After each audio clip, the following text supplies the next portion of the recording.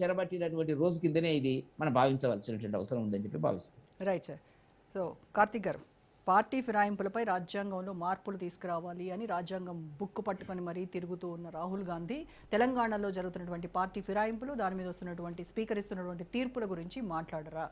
ఇవన్నీ రాజ్యాంగబద్ధంగా జరుగుతున్నటువంటి తీర్పులా?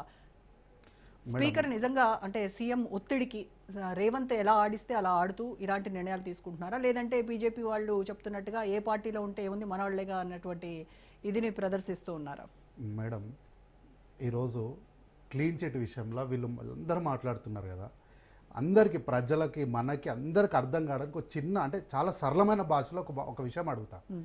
నేను ఈ స్టూడియోలో అంటే ఈ ఫ్లోర్ పైన నేను ఏదైనా తప్పు చేసినా, మంచి చేసినా, చెడు చేసినా దానికి మీకు బాధ్యత ఉంటుంది. ఎందుకంటే మీరు ఇక్కడ కస్టోడియన్, నేను ఇక్కడ బయట ఏదో చేస్తే దానికి మీకేం సంబంధం లేదు. అట్లాగే ఫ్లెక్సీలలో ఉన్నారు, కండువాలు వేసుకున్నారు, వేదికల పైన మాట్లాడినరు, ఇవన్నీ కూడా ఫ్లోర్కి సంబంధం లేదు. శాసనసభ ఫ్లోర్లో వాళ్ళు ఎక్కడ ఉన్నారన్నది క్వశ్చన్. సభాపతి ముందర వారు ఎక్కడ కూర్చుంటున్నారు. ఫ్లెక్సీలు, కండువాలు ఇవన్నీ వదిలేదు. బీఫామ్ కూడా ఫ్లోర్ కి సంబంధం లేదు మేడం. బీఫామ్ కూడా ఫ్లోర్ మీద ఇయ్యలేదు. బీఫామ్ కూడా ఫ్లోర్ మీద ఇయ్యలేదు. బయట అసలు ఎమ్మెల్యేగా కంటెస్ట్ చేసి గెలిచినటువంటి మీ పార్టీకి వచ్చి ఎంపీగా ఆయన మీరే కదా బీఫామ్ ఇచ్చింది కాంగ్రెస్. బీఫామ్ ఈ రోజు కూడా చెప్తున్నా కదా మేడం, ఈ రోజు కూడా బీఫామ్ ఇచ్చింది కాంగ్రెస్ పార్టీయే. ఆయన పోటీ చేసింది కాంగ్రెస్ పార్టీ అభ్యర్థిగానే. ఎక్కడ ఫ్లోర్ లో పోటీ చేసిండా? శాసనసభ ఫ్లోర్ మీద కాదు కదా పోటీ చేసింది, ఆయన బయట కదా పోటీ చేసింది. గిదే చట్టం మేడం, గిదే చట్టం. వాళ్ళు ఇంతసేపు మాట్లాడుతున్న చట్టము, వాళ్ళు ఇంతసేపటి నుంచి రాజీవ్ గాంధీ ఆయన భార్య, కొడుకు అని అంత రాగం తీసి చెప్పిన చట్టం గిదే. ఫ్లోర్ పైన జరిగినప్పుడు మాత్రమే స్పీకర్ కి సంబంధం. ఫ్లోర్ బయట ఏం జరిగిందనే దానిపైన నిర్ణయం తీసుకోవడానికి స్పీకర్కి ఏం సంబంధం లేదు. ఆయన కాంగ్రెస్ పార్టీ గుర్తు మీద పోటీ చేస్తుంటే బీఆర్ఎస్ పార్టీ ఏం చేస్తుంది? కుంటుగురాల పనులు తోముతుందా? ఆ రోజే పార్టీ నుంచి వెళ్ళి సస్పెండ్ చేసేది ఉండే, ఆ రోజే ఆయన దానిపై నుంచి పోటీ చేయకుండా అడ్డుకునేది ఉండే. వీళ్ళు ఏమైనా కొట్లాడేది ఉంటే ఎక్కడ కొట్లాడాలి తెలుసా? స్పీకర్తోనే కాదు వీళ్ళు కొట్లాడాల్సింది. వీళ్ళు కొట్లాడాల్సింది పోయి ఎలక్షన్ కమిషన్ దగ్గర కొట్లాడాలి. ఏమని? అయ్యా ఈయన బీఆర్ఎస్ పార్టీ బీఫామ్ మీద ఎమ్మెల్యేగా పోటీ చేసి గెలిచిండు, ఇప్పుడే ఎంపీగా కాంగ్రెస్ పార్టీలో గెలిచిండు, పోటీ చేసిండు, ఈయన ఏ పార్టీకి సంబంధించిన ఆయన అని చెప్పి మీరు ఎలక్షన్ కమిషన్గా ఆయన నామినేషన్ స్వీకరించారని వీళ్ళు కొట్లాడాల్సింది శాసనసభలో కాదు, వీళ్ళు కొట్లాడాల్సింది ఎలక్షన్ కమిషన్ దగ్గర. అక్కడ ఇడిచిపెట్టి ఈరోజు వీళ్ళు ఈడొచ్చి ఈరోజు మీరు కూడా టైటిల్ క్లీన్ చిట్ కాదు, ఇది క్లీన్ చిట్ అని అంటున్నారు. కవితకు క్లీన్ చిట్ వస్తే మాత్రం క్లీన్ చిట్ వచ్చినట్టు అది చీట్ కాదు. ఇది అదే అంటున్నా, ఇది కూడా కోర్టే కదా, స్పీకర్ అంటే కోర్టే కదా. కానీ దీనిపైన బోల్డ్ అని విమర్శలు, మరి దానిపైన కూడా అదే కదా, లిక్కర్ స్కామ్ జరగలేదని కోర్టు క్లీన్ చిట్ ఇచ్చింది అని అంటున్నారు. మరి జరగనప్పుడు మీరు పెట్టిన కేసులు, వాళ్ళు జైల్లో అనుభవించిన జీవితం చాలా క్లియర్ కట్ ఎక్కడున్నాయి మేడం? ఎక్కడున్నాయి? మీరు ఒక విప్ జారీ చేసిర్రా?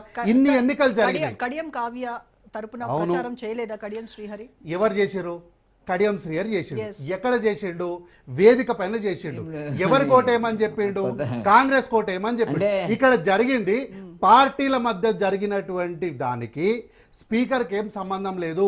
అందుకే అంటున్నా, అట్లాంటప్పుడు వీళ్ళు కొట్లాడాల్సింది స్పీకర్ దగ్గర కాదు. వీళ్ళకి తెలియకపోతే, వీళ్ళకి ఇంత పెద్ద రాజకీయ ఉద్దండలో వీళ్ళు ఎవ్వరికి తెలియని విషయం, మరి తెలిసి మాట్లాడుతారో తెలియక మాట్లాడుతారో, తెలిసి అమాయకంగా మాట్లాడుతారో నాకు తెలియదు. కానీ వీళ్ళు కొట్లాడాల్సిన వేదిక స్పీకర్ వేదిక కాదు. వీళ్ళు కొట్లాడాల్సిన వేదిక election commission of India. Election commission దగ్గర కొట్లాడాలి.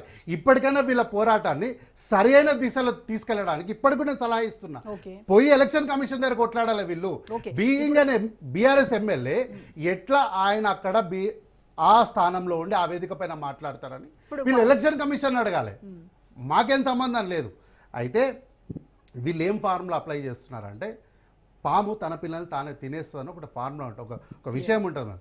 సో వీళ్ళు ఏంటంటే రాజకీయంగా బ్రతకడం కోసము సందర్భం లేనప్పుడల్లా పార్టీ ఫిరాయింపులను ఒక సందర్భాన్ని తీసుకురావాలి. గతంలో కల్వకుంట్ల తారక రామారావు గారు రైతు రుణమాఫీ అన్నాడు, బొక్క బోర్ల పడ్డాడు. తర్వాత గ్రూప్ 1 ఆఫీసర్ విషయంలో కోట్ల రూపాయల చేతులు మారినాయి అన్నారు, అక్కడ ఫెయిల్ అయిపోయాడు. తర్వాత నిన్నగాక మొన్న మధు అపార్ట్మెంట్స్ అని మాట్లాడు, అక్కడ ఫెయిల్ అయ్యాడు. గాంధీ స్టాచ్యూకి 5,000 కోట్లు అన్నాడు, అక్కడ ఫెయిల్ అయిపోయాడు. సో ఏంది అంటే కల్వకుంట్ల తారక రామారావు అంటే ఆయన ఈ రాష్ట్ర రాజకీయాల్లో ఒక ఫెయిల్డ్ లీడర్ ఆయనకు ఎట్లాంటి అవగాహన లేకుండా ఎవరో గాలి వార్తలు తీసుకొని వచ్చి మాట్లాడితే ఆ గాలి వార్తలను పట్టుకొని మాట్లాడతాడు. అట్లాగే ఈ యొక్క పార్టీ ఫిరాయింపులు అనేది మీరు ఏదైనా విప్పు జారీ చేస్తే ఆ విప్పును వీళ్ళు ధిక్కరిస్తే అప్పుడు వీళ్ళు ఏం చేస్తారంటే స్పీకర్ దగ్గరికి వెళ్ళి అయ్యా ఫ్లోర్లో మేము ఈ విప్ ఇచ్చినాము, వీళ్ళు దీన్ని ధిక్కరించారు, దీనిపైన చర్యలు తీసుకోండి అని చెప్పాలి. అంతేగాని ఎక్కడో ఫ్లెక్సీల మీద ఉన్నాయి, వరంగల్లో ఉన్నాయి, కొడంగల్లో ఉన్నాయి అంటే అవన్నీ నడవు. మీరు ఏం చేసినా ఎక్కడ నిరూపించాలంటే ఫ్లోర్ పైన నిరూపించాలి. వీళ్ళేందో రాహుల్ గాంధీ గారి గురించి మాట్లాడంత స్థాయి వీళ్ళకి ఎట్లా దాన్ని ధైర్యం చేస్తారో నాకు తెలియదు. సంవిధానం పట్టుకొని తిరుగుతున్నాడు రాహుల్ గాంధీ గారు, ఎక్కడ ఉంది సంవిధానాన్ని వీళ్ళు అడుగుతున్నారు.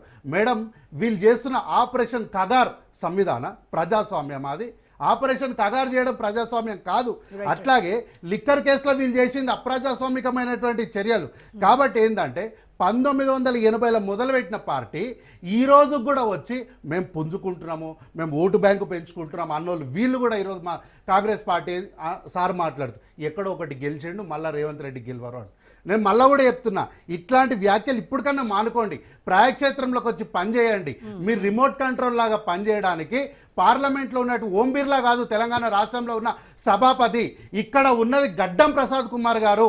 ఏదైనా సరే న్యాయ విచారణ చేసి కళ్ళ ముందు ఏం జరిగింది, ఫ్లోర్లో ఆధారాలు ఏమున్నాయో దానిపైన ఈరోజు ఇక్కడ ఉంటుంది తప్ప మీరు ఎక్కడెక్కడో జరిగిన విషయాలన్నీ తీసుకొని వచ్చి ఈ రాజ్ న్యూస్ వేదిక పైనగో కార్తిక్ బయట ఈ పని చేసిండు కాబట్టి రాజ్ న్యూస్ వేదిక బాధ్యత వహించాలి అంటే ఎట్లా హాస్యాస్పదంగా ఉంటుందో వీళ్ళు చేసే వ్యాఖ్యలు కూడా గంతి హాస్యాస్పదంగా ఉంటుంది తప్ప ఈ మాటలకు ఈ కేసులకు ఎట్లాంటి విలువ లేదు, అసలు శాంటిటీ లేదు దీనిలో. సో వాళ్ళకైతే బీఫామ్ ఇచ్చింది మీరే, కడియం కావ్య తరపున పోటీ చేసింది శ్రీహరి, ఇదైతే ఇది ఎవరు దాచిపెట్టేది ఏం లేదు, ఇది అందరికీ తెలిసిందే. కానీ ఫ్లోర్ లో ఏం జరిగింది అనే దానిపైన వీళ్ళు ఎవరైనా స్పష్టత ఇచ్చి దానికి ఎవరైనా సాక్ష్యాధారాలు ఇచ్చి ఆ సాక్ష్యాధారాల పైన గడ్డం ప్రసాద్ కుమార్ గారు స్పీకర్ గారు ఏదైనా తప్పు నిర్ణయం ఇస్తే ఈ రోజు కూడా చర్చలో కూర్చోవడానికి నేను సిద్ధంగా ఉన్నా. వీళ్లకు ఆ సభ్యుడి 5,000 రూపాయలు కావాలంటే ఎల్పీకి కానీ ఆ సభ్యుడు వద్దంట. ఎట్లా మేడం వీళ్ళు 5,000 కోసం పార్టీ ఫండ్ కోసం వీళ్ళు మరి ఎట్లా మరి వీళ్ళు బీఆర్ఎస్ పార్టీ ఉన్నదే అది కదా. బీఆర్ఎస్ పార్టీ 2014 నేనంటున్న మాటలు కాదు, సాక్షాత్తు కామారెడ్డిలో ముఖ్యమంత్రి హోదాలో కామారెడ్డిలో శాసనసభకు పోటీ చేసినటువంటి కల్వకుంట్ల చంద్రశేఖరరావు గారు వారి ఆపద్బంధువుడు ఆయన మిత్రుడైనటువంటి వి ప్రకాష్ గారే చెప్పారు, బీఆర్ఎస్ పార్టీ టీఆర్ఎస్ పార్టీ పెట్టినప్పటి నుంచి మేము మొత్తం డబ్బులే తెచ్చుకున్నాం ఉద్యమం పేరు మీద.